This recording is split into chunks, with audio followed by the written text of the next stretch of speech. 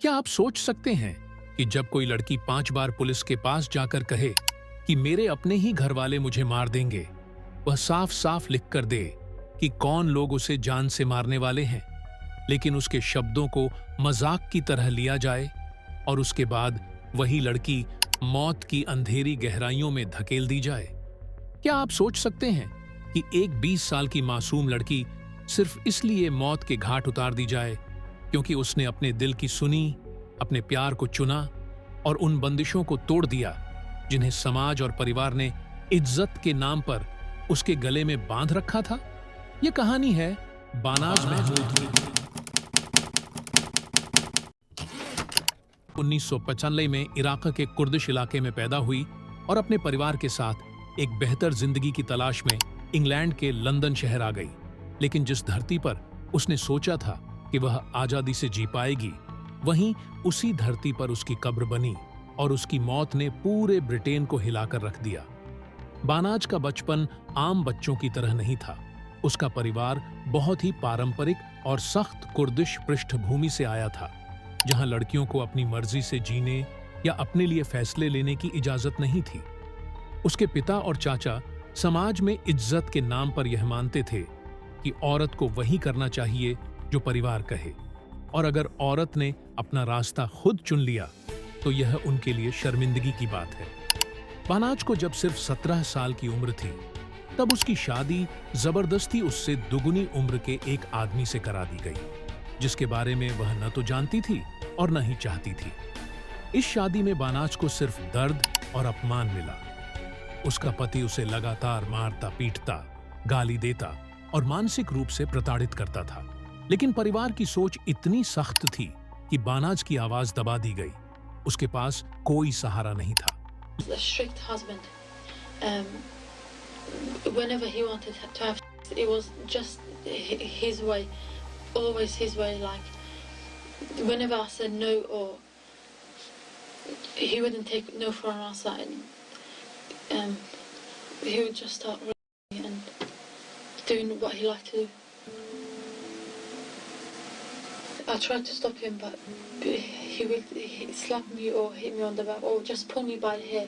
लेकिन हिम्मत करके बानाज ने उस शादी को तोड़ दिया और अपने पति को छोड़कर वापस अपने माता पिता के घर आ गई। यही वह मोड़ था जिसने उसकी जिंदगी को और भी खतरनाक बना दिया। घर लौटने के बाद बानाज की मुलाकात रहमत सुलेमानी नाम के एक शख्स से हुई, जो एक साधारण इंसान था, सच्चा प्यार करने वाला।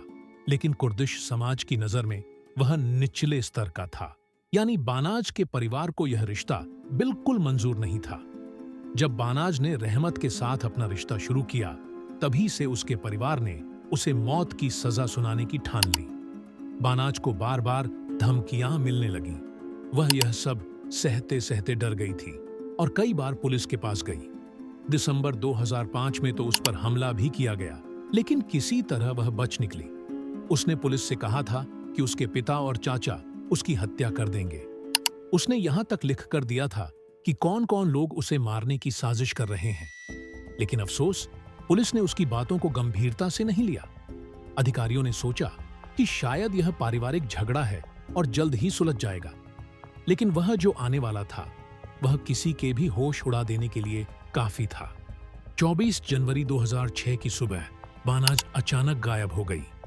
रहमत बार बार उसे फोन करता रहा, लेकिन उसका फोन बंद था। उसकी चिंता तब और बढ़ गई जब पता चला कि बानाज अपने घर वालों से मिलने गई थी। उसी दिन उसे धोखे से माता पिता के घर बुलाया गया, जहां पहले से उसकी मौत का फैसला किया जा चुका था। घर की चार दीवारी के अंदर बानाज को बेरहमी से पीटा गया। उसके चेहरे पर जुल्म की सारी हदें पार की गईं और आखिरकार उसके अपने ही चाचाओं और रिश्तेदारों ने उसके गले में जूते का फीता डालकर उसका गला घोंट दिया। यह हत्या कोई अचानक लिया गया फैसला नहीं थी, बल्कि महीनों से चली आ रही ऑनर किलिंग की साजिश का हिस्सा थी। लेकिन परिवार यही नहीं रुका। उन्होंने उसकी लाश को छुपाने की योजना भी पहले से बना रखी थी।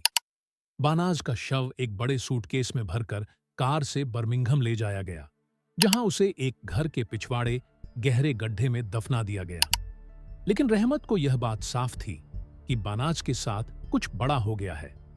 उसने पुलिस से संपर्क किया और बताया कि बानाज की जान खतरे में थी, लेकिन पुलिस ने शुरुआत में उसकी बात को भी ज्यादा महत्व नहीं दिया। दिन बीतते गए, हफ्ते गुजर गए और आखिरकार अप्रैल 2006 में, यानी करीब 3 महीने बाद, पुलिस को बर्मिंघम के एक बगीचे से बानाज का शव मिला।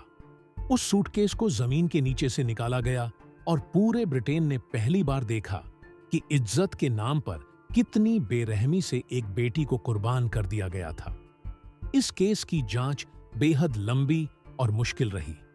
पुलिस पर दबाव था क्योंकि शुरुआत में उन्होंने बानाज की शिकायतों को नजरअंदाज कर दिया था, लेकिन धीरे धीरे सच सामने आने लगा। उसके पिता, उसके चाचा और अन्य रिश्तेदारों पर हत्या का आरोप लगा। कोर्ट में गवाही देना आसान नहीं था, लेकिन रहमत ने अपनी जान पर खेलकर बानाज के लिए आवाज उठाई। उसने विस्तार से बताया कि किस तरह बानाज को लगातार धमकियां मिल रही थीं और किस तरह परिवार ने उसे खत्म करने की योजना बनाई थी। धीरे धीरे सारे सबूत सामने आए, फोन कॉल्स, गवाह और वह खत जिसमें बानाज ने लिखा था कि कौन लोग उसकी मौत के जिम्मेदार होंगे।